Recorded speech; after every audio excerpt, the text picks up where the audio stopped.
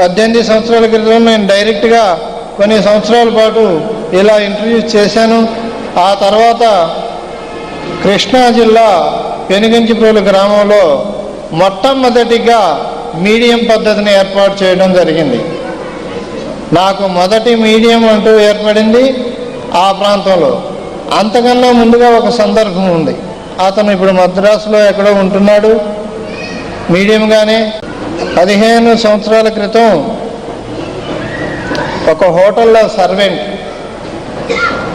Supply చేస్తూ రాత్రికి అలసిపోయి నా దగ్గరికి వచ్చేవాడు, పడుకుంటూ ఉండేవాడు, పాదసేవ చేస్తూ ఉండేవాడు. ఇలా చేస్తూ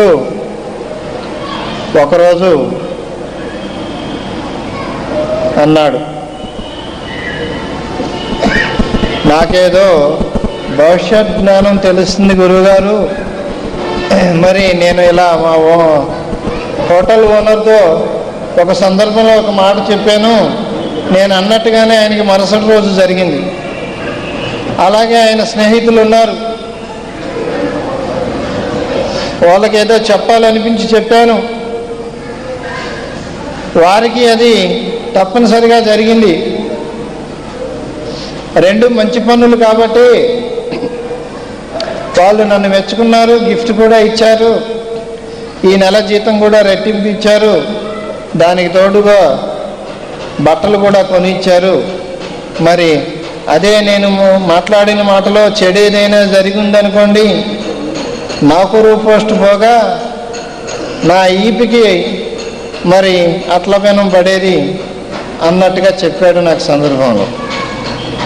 అలా ఊకొట్టాను. మరలా వారం తర్వాత అడగగలిగాడు, ఇది ఎలా జరుగుతుందండి, మీరంటే శక్తి ద్వారా చెప్పగలుగుతున్నారు, మరి నేనెలా చెప్పగలుగుతున్నాను అన్నాడు. మరి ఆలోచించు నాయనా, నువ్వు చేస్తున్నటువంటి ప్రక్రియే నీ సాధనకు మూలం అన్నాను. ఏమిటా ప్రక్రియ? ప్రతినిత్యం సర్వర్గా పనిచేస్తూ నా దగ్గరకు వచ్చి రాత్రి విశ్రాంతి తీసుకుంటూ పాదస్పర్శ ప్రతినిత్యం ఒక 2-3 గంటలైనా చేసేవాడు ఆ కుర్రవాడు. నా పాదాలు తాకేవాడు, నాకు తృప్తినిచ్చేవాడు, తను శక్తి పొందేవాడు. ఈ విధంగా కొన్ని మాసాల్లోనే అతనికి వైబ్రేటివ్ ఛానల్ ఏర్పడింది.